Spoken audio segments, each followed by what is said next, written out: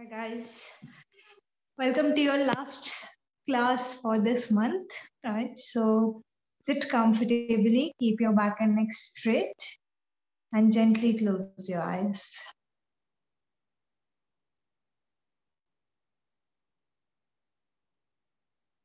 Start observing your breath.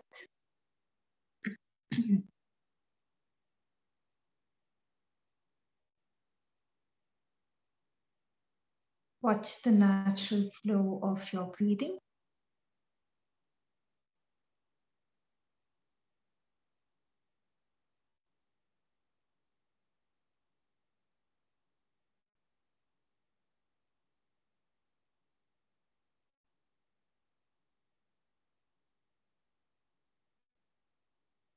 Make sure that you are comfortable and stable in your posture.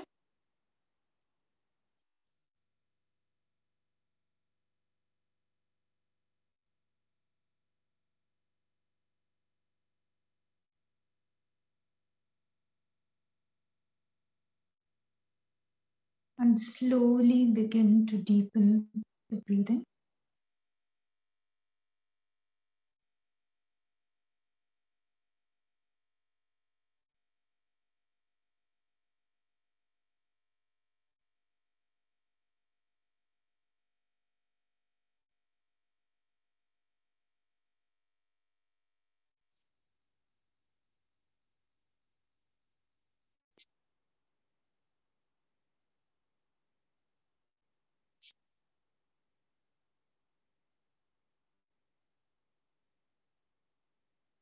Relax your mind completely.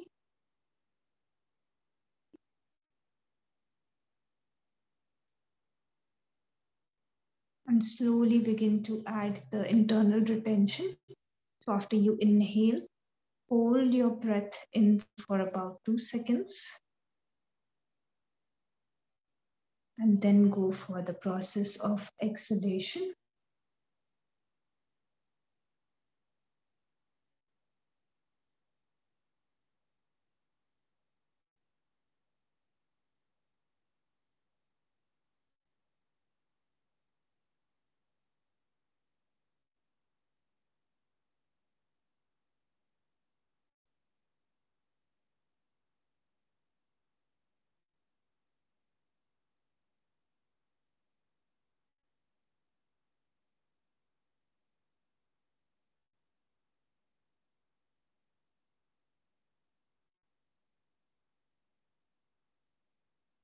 We'll begin today's session with 3 Om Chantings followed by 3 Shantis.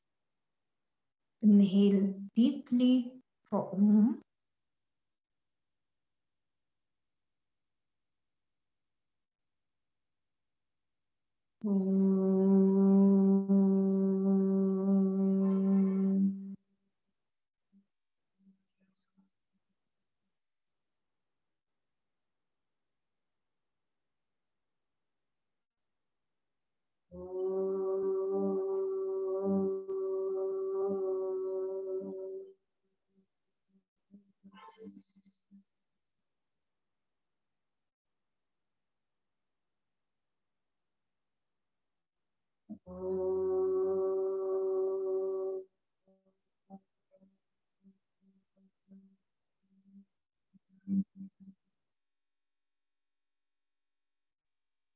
Shanti, Shanti,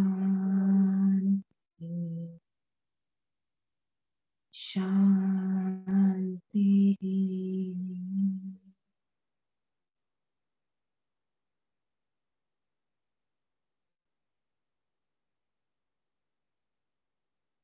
Just observe the vibrations that are created because of the chanting.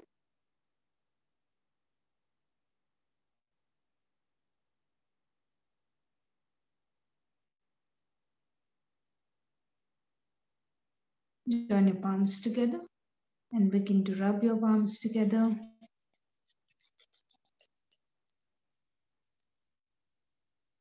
Place your palms on your eyes.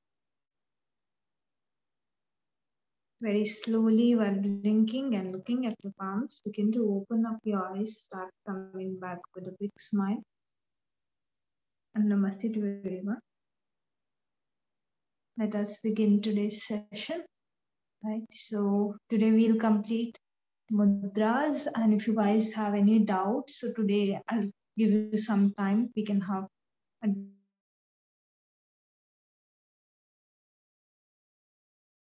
first begin with mudras only, right? So we have two mudras left, and both of them you have actually done already, but still I will be telling you a little bit more. So one you have done along with your primary pranayam, Shannon Mudra, or closing of 7 gates.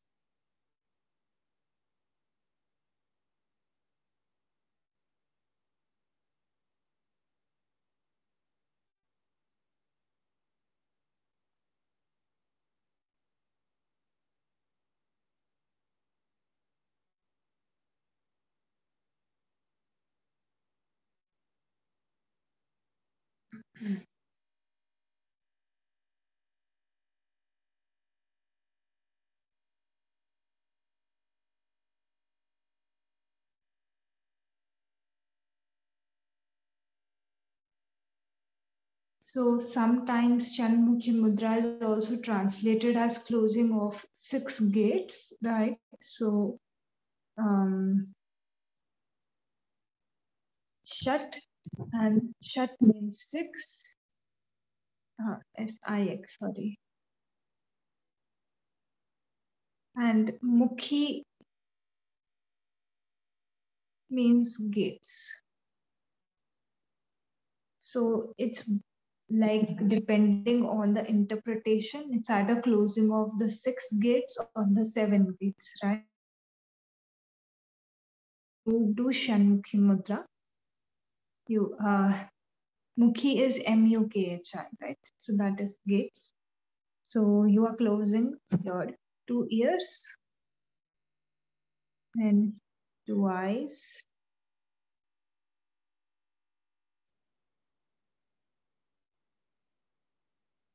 Nose and then the mouth.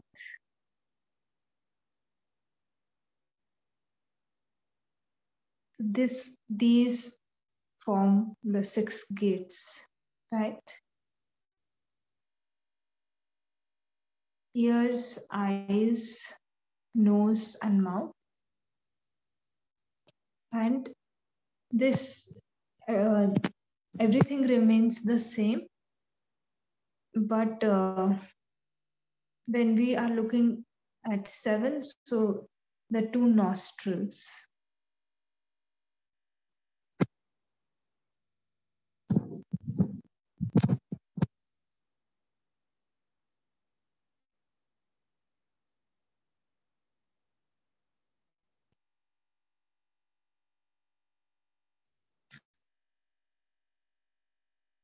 So one is giving you 6, right? If you consider nose to be just 1, and then sometimes it's split into 2, right and left nostril. So it closes the 7 gates. So Shanmukhi Mudra.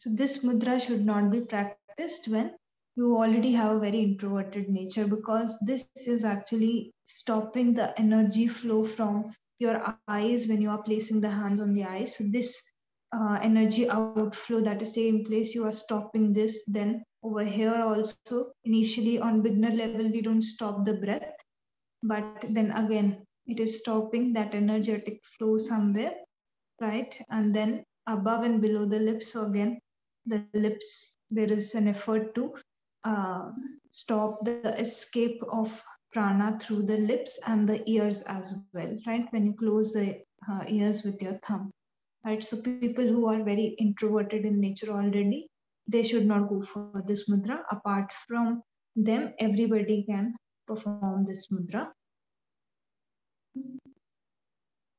It is a great technique for you to, remove all the distractions, right? If you close your like 7 gates, then most of the distractions you are free from them, right? So in a lot of practices, you will see this mudra is done because it helps you to cut out the external environment and be more internal in nature.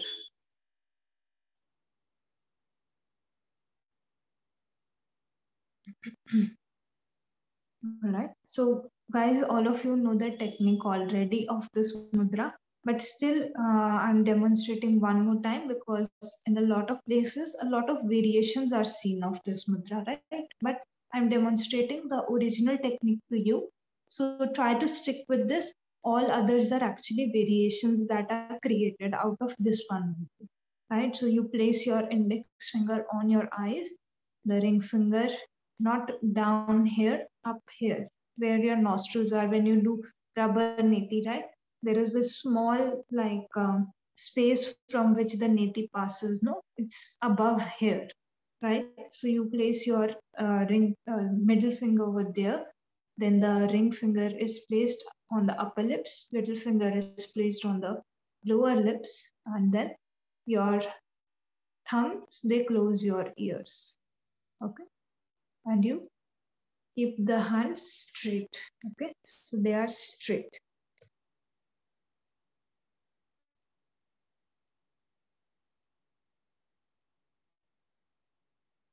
Properly. And you don't apply too much pressure, but you place your hands lightly apart from when you are closing the ears, right? Because if you are pushing this outer cartilage in, then you apply pressure, right? Or else you can also choose to place the thumb inside your ear, but then make sure your nails are cut, all right? Otherwise, you will again cause injury.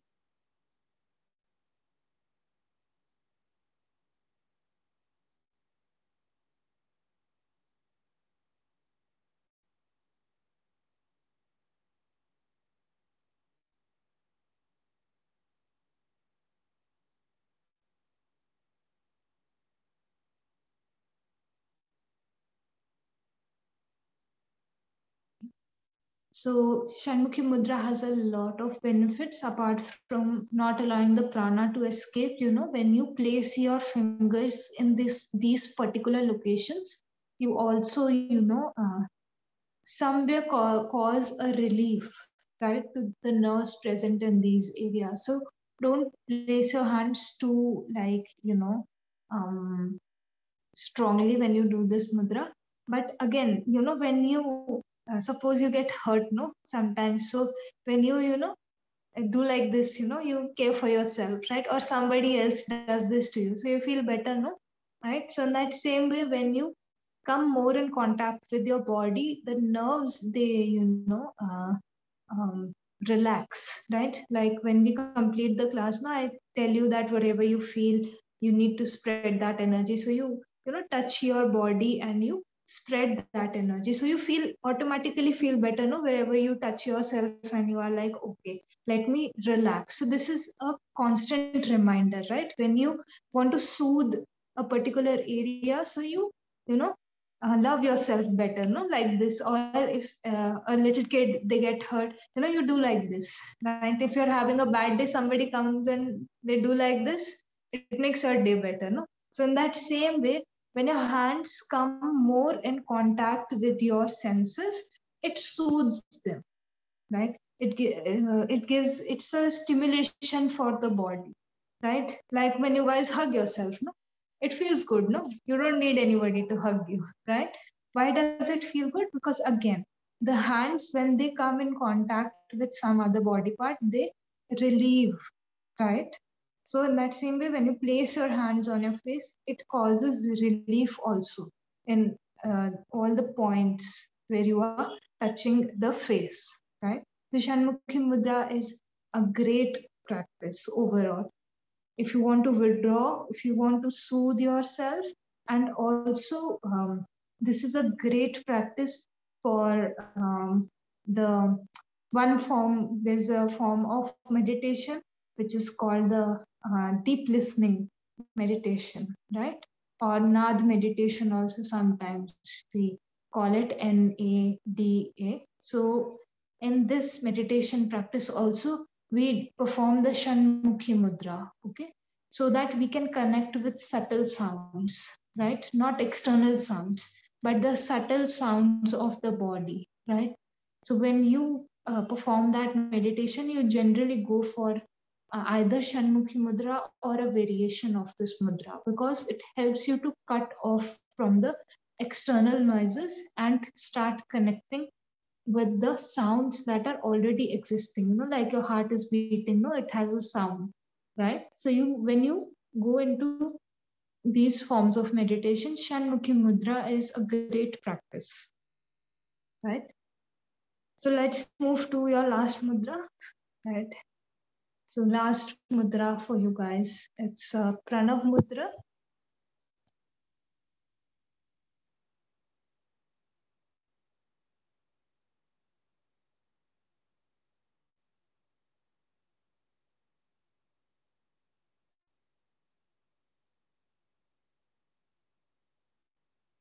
So this one you do when you do your Anulom Vilom practice also, you fold the first two fingers and place them on the base of the thumb, right? This mudra that you perform when you do Anulom Vilom, this is called Pranav Mudra.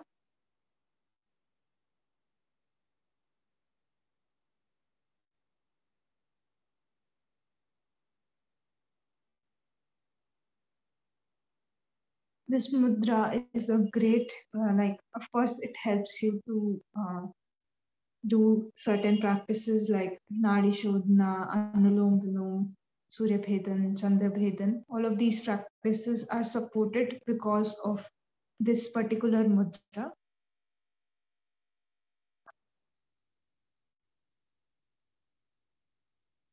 Right? And this mudra, you know, again, it's suppressing your air element. So it's a very good practice for any air element related issues. So Vat issues, you know, this mudra is good. It's good to perform. It balances out the wind dosha in the body. And again, because of its particular placement, right? The placement of the fingers where they go to the base of the thumb.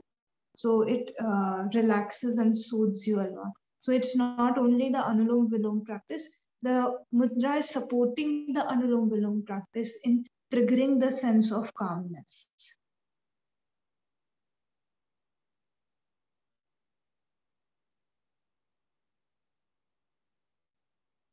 All right. So these are your last two mudras. So we are done with your course. So I'll give you guys a few minutes to, you know, just if you have any doubts from any pranayam, if you want me to repeat any pranayam, or if you have any philosophy related doubts, you guys can take a few moments to see if you have any doubts. You can type them or unmute yourself and discuss them with me.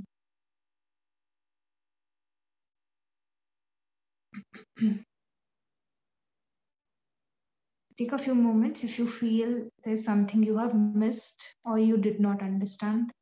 You guys can go ahead, look through, scan through if you want.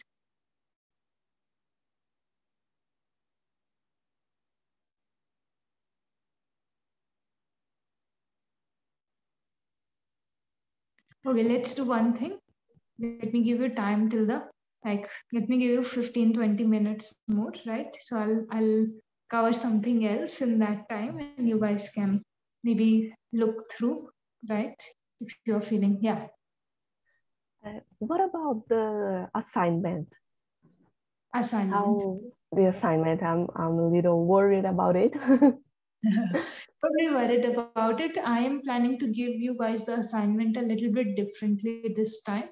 So earlier I was giving it in essay form only, but this time I'm trying to prepare quiz kind of thing for you, which will help you also, you know, So I'm trying to go for something like an MCQ, but I'm still preparing it. So I will post it on the common WhatsApp group for all of you when I prepare it. Okay, because long question type essays, even you guys will take a lot of time to complete it, and I think MCQs in general are more helpful when it comes to concepts. So this time I've decided to change. So my assignment will come in a few days to you guys, okay?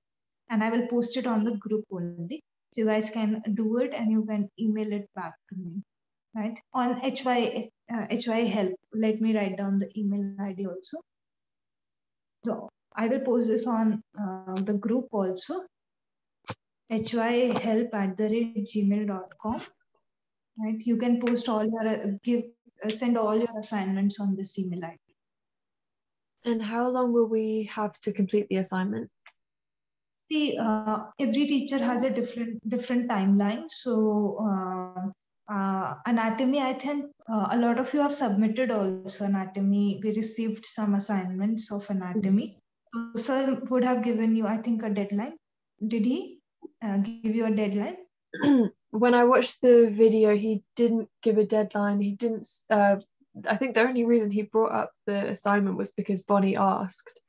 So I don't know whether he was planning on telling us today and then it maybe was due a little bit later, but he didn't give a clear deadline. All right. So I will coordinate with him, right? And even for Ayurveda and meditation and therapy, I will coordinate, right? And mine, when I post after that, I'll be able to tell you the timeline to complete it. So I'll post proper announcements on your WhatsApp group for the deadlines, what your teachers are expecting. Generally, it is till the end of the month, right? Okay. So the assignments are not too long. So we have 3-4 days to students to complete those and then just submit them. So that is the general timeline. But again, I will be posting an announcement on the group, so don't worry. All right. Any other doubts? All right. And I have a question. So for the others, we need to write an essay. Most likely, I think in therapy, generally it's an essay kind of assignment only. Again, we will be posting it on the group. I will coordinate with all the teachers who have given the assignment and I will go for one proper announcement on the group. So just wait for that announcement. Even right now, I don't know from what, have they changed their approach or not, because every teacher gives according to their understanding. Right, so let me coordinate with them after this and I will post everything on the group. Okay. Thanks. Awesome. All right. Don't get worried, guys. The assignments are not going to, worry you a lot. They're going to definitely help you to enhance your knowledge and grow, right? So, all right. So, do you guys have any doubts related to 2 subjects I have taken for you? Pranayam and your philosophy. All right. Okay. So do you want me to tell you a little bit about locks or do you want to practice the mudras? You guys tell me. I'll go with the majority vote. I think the locks.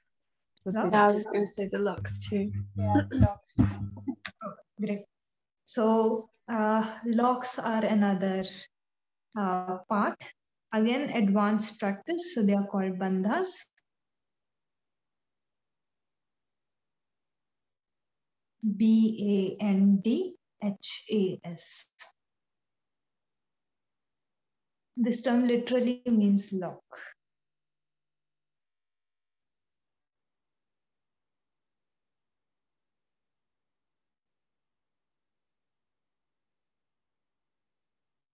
Right? So now what mudras are actually doing is they are channeling prana to a particular or completing a particular circuit. And what locks do is they hold the prana in a particular place. All right?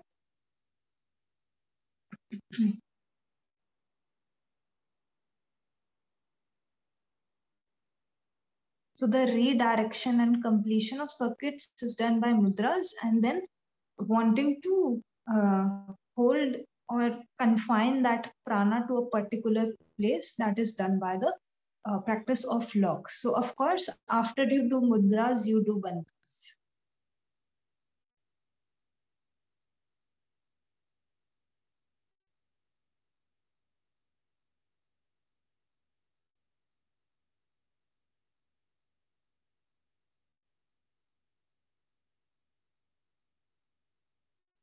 So there is no distinction made in most of the Hatha Yogic texts when it comes to mudras and bandhas. They are given together, all right, in one chapter only.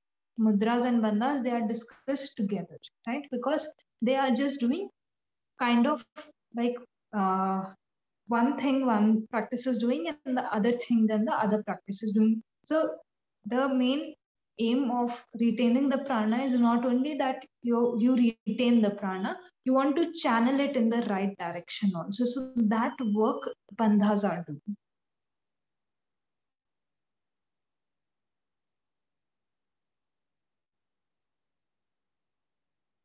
So you will see pranayama practices are actually the main practices that are given.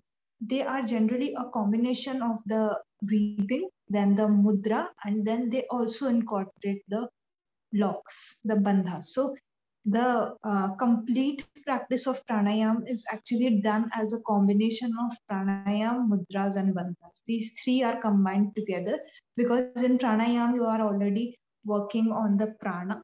Then you give direction and then you lock it in a particular place. So the pranayama practice actually becomes complete when you do all these three together, right?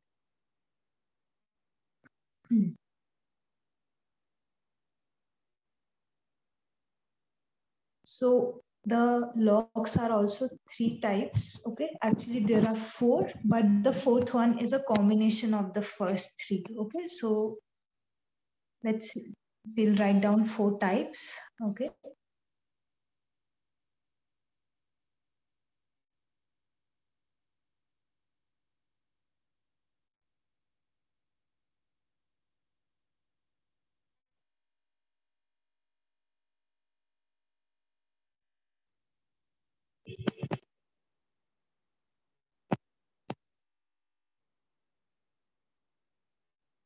Chin or throat lock. First one is your Jalandhar Bandh. JALANDHARA. Jalandhar Bandh. BANDHA. Okay. First is this, and second is your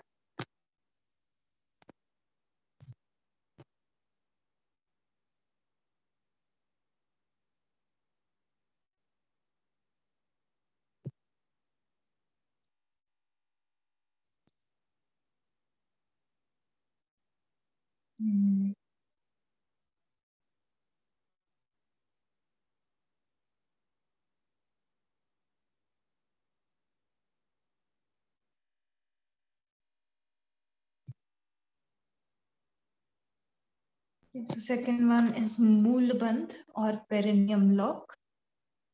MOOLA.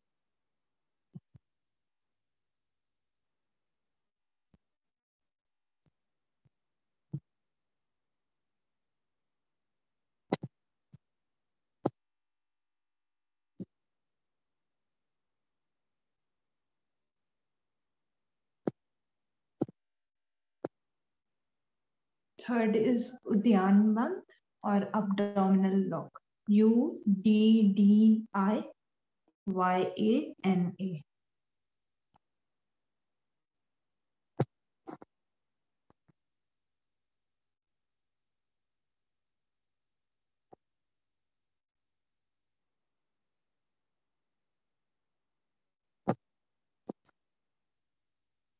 And your fourth one is Mahabandh, MAHA. Mahabandh or Great Lock, the Great Lock.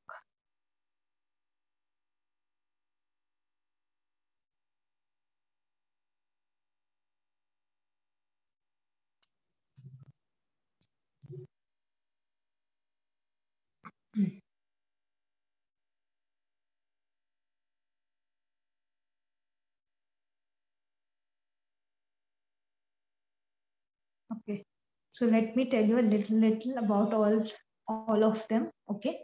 So first thing is your Jalandhar Bandh or chin lock. So chin lock is generally the practice where you bring your neck down, right? And you put your chin on your sternal notch. All right. So there is this where the collarbones meet, there is this depression. No? So when you bring your neck down and you lock your like neck in a way, right? So you are going for the practice of Jalandhar Bandh. So generally Jalandhar Bandh is okay, let me tell you the meaning also.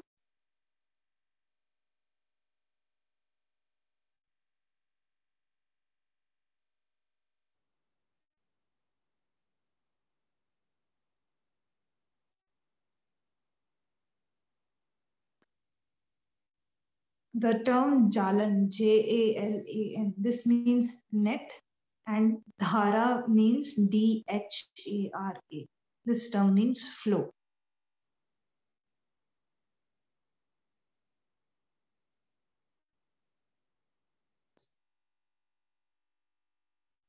Okay, so all the nadis that are present in your neck region, this is actually when you do the Jalandhar Bandh, you are the net of the energy channels that are present in your neck region, they are obstructed or they are like locked when you do this practice, right? So it's called Jalandhar Bandh, right? You are locking the energy channels that are present over here, right? So when you do this practice, how do you do it? Basically, you sit straight. So let me demonstrate this to you guys. Wait. Ouch. Okay. Yeah. So basically, you sit with your back and neck straight. You place your palms on your knees, right? You keep the elbows straight. Okay. Then you take a good inhalation. Okay. And as you exhale, you drop your chin down. Okay, so don't go for direct dropping. First, take your chin a little bit back and then drop it down. Okay, and then you roll your shoulders forward. All right, so you are forming a hunch with your shoulders up, like upward and then forward, right, to support this practice.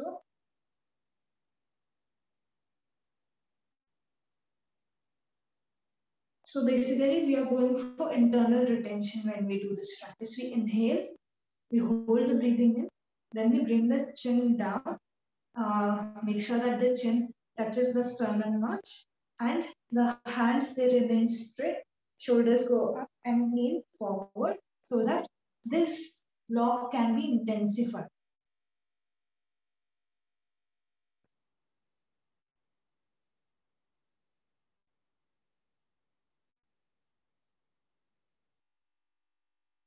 So you will see if you just generally take your chin down.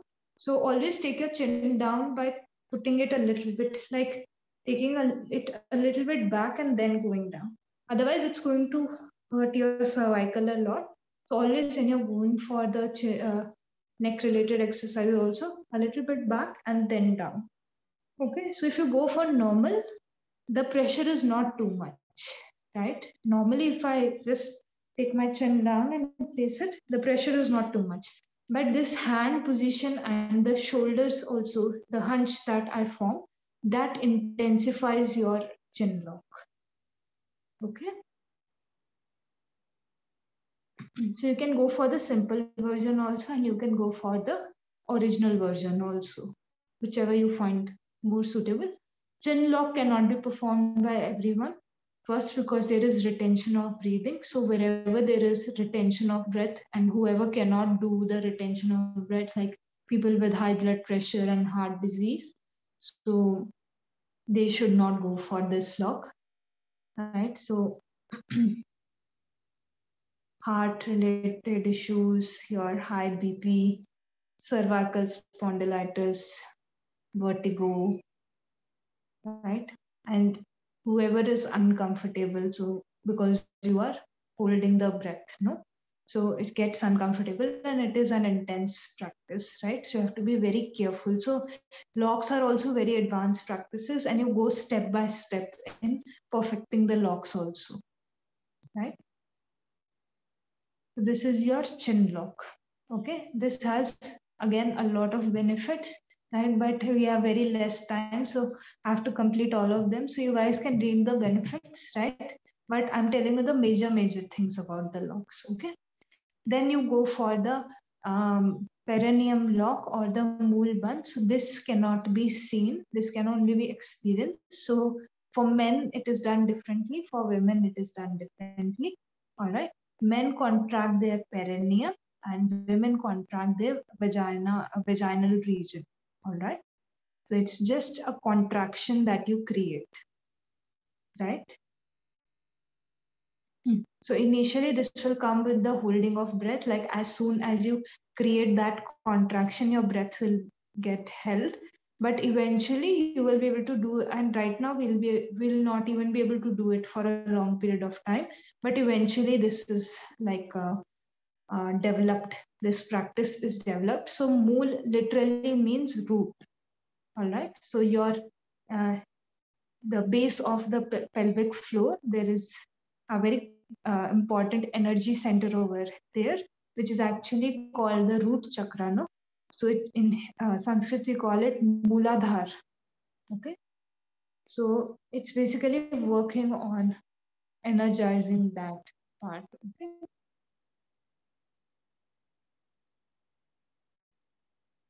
Mooladhara, Mooladhar chakra, or your root chakra. Right. So this has to do everything with that energy center. Right. So basically, I've told you guys a lot of times that the energy flows downwards. So this lock does what? It immediately sends an energy flow upward. Right. So when you perform this also, you will see that the upward flow has, immediately you will feel as if the upward flow is taking place, right? So with practice, this is perfected with practice. Initially, you might feel contraction in all other areas also, like your anus region and your urinary tract, but eventually it will become isolated to one specific portion. So again, it's just time and practice that will help you to achieve the exact contraction, like the exact area where the contraction has to take place. Okay. So these are very advanced practices. Don't go into them just like that. Always have a teacher with you when you're going for these practices. Okay. Then your last lock is your abdominal lock.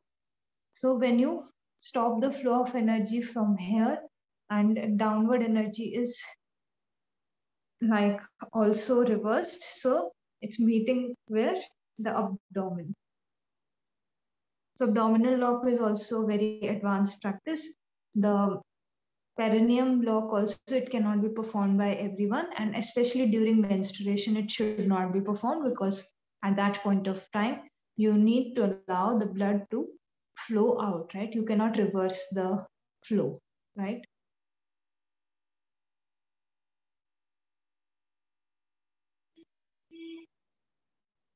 Okay.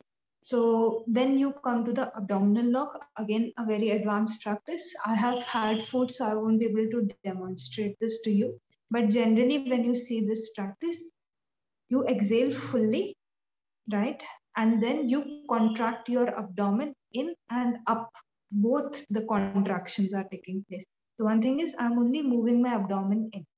Then I am moving the abdominal organs and the muscles up also in this practice, right? And the position is again somewhat very similar to your throat lock, where the hands are placed on the knees, and then you contract the stomach in and up. Right? So you are creating that support and balance with your hands also in order to retain it. So this is of course done with exhalation. So first you exhale out fully, and it is only then that you will be able to contract the abdomen in and up. Right? So step by step you have to work on each and every practice, and you have to perfect each and every practice. So before completing one, you should not go to the other, right? And then finally, when you have perfected all three of these, so again, abdominal lock cannot be done by everyone, right? Any kind of abdominal surgery, anything related to the diaphragm, heart patients, high BP, all of these people, they cannot do this lock because extreme abdominal pressure is created, right? So all your everything related to the abdomen, or in case of any surgery, all of these things. So you guys can read a little bit more in detail. I know I'm not doing justice to these topics for you guys, right? But you can read more in detail to understand the benefits and the original practice, right? So abdominal lock is initially done in standing position. The sitting position is the advanced practice. Okay. So when you guys read, I know you will come across this, so I'm telling you in advance. So if you see a standing description of the abdominal lock, it's because it is easier to do the abdominal lock when you are standing. You bend around about 90 degrees or a little bit higher than that, and then you exhale fully and contract the abdomen. So that is a kind of easier practice, and then the original practice is in the sitting position only. Okay.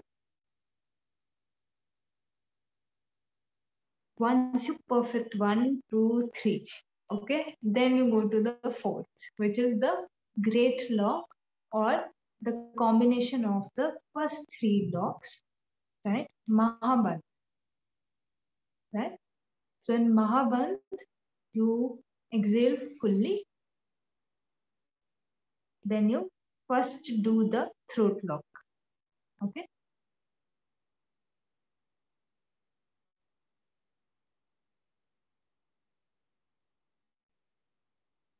Then when you have done the throat lock, then you contract your abdomen. So you go for the abdominal lock next. So second is abdominal lock.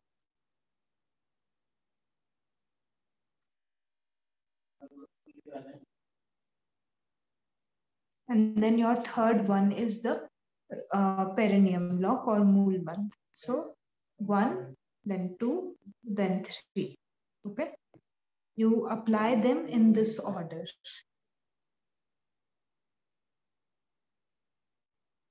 And then you release them in the reverse order. So first you release the root or mool bandh, right? Then you release the abdominal lock, and then you release your chin lock.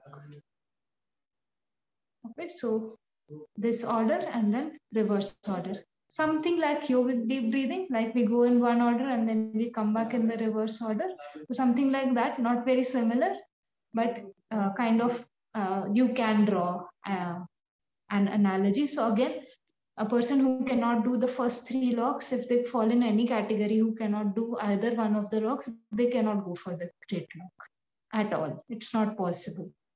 Okay, so step by step, first you perfect them, then you go for the great lock. Great lock is a very, very advanced practice.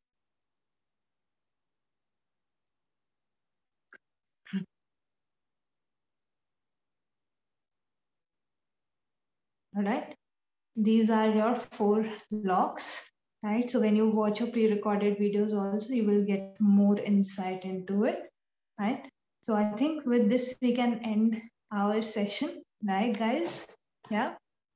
One final time I'm asking you, do you have any doubts?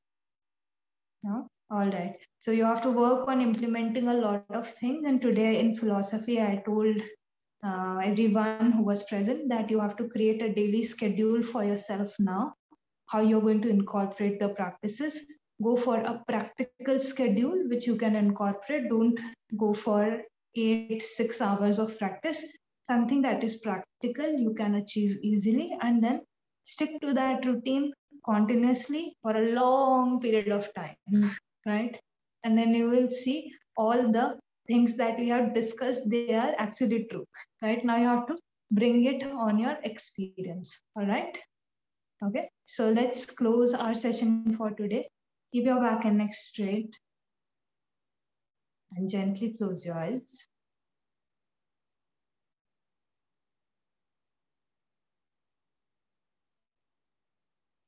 We'll be chanting Om one time, followed by 3 Shantis. Inhale deeply for Om.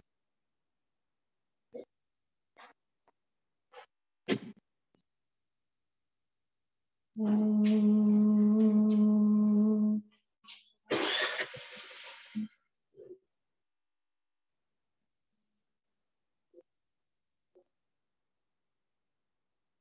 Shanti, Shanti, Shanti.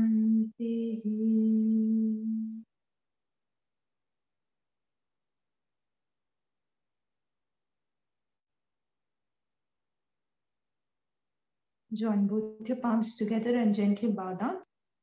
We will end today's session with a sense of gratitude towards everything we have and all we have learned.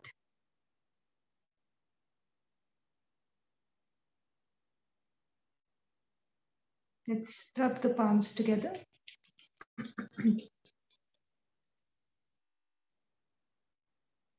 Keep the palms on the eyes. Very slowly, while blinking and looking at your palms, begin to open up your eyes, start coming back with a big smile. And namaste to everyone. All the very best, guys, to all of you. May you achieve everything you are aiming for and dreaming of, and know that all of your dreams can come true. All right, I want you to leave the classes with this mindset that you guys are enough and that you can always achieve whatever you are aiming for. Nothing will stop you, okay? So it's just stuck here. No, you will be able to do everything. All right. So take care, guys. And Thank you very much. Thank you yeah, so much. I will hopefully see you very soon. If you guys ever plan to come, just you're always welcome back to school. Right. So yeah. Take care, I hope guys. so. Thank you very Yeah. much. Whenever so you much. come to India and especially to Rishikesh, you must visit the school. All of your teachers are over here. Great, guys. Okay, so take care and bye-bye. See you Bye soon. bye.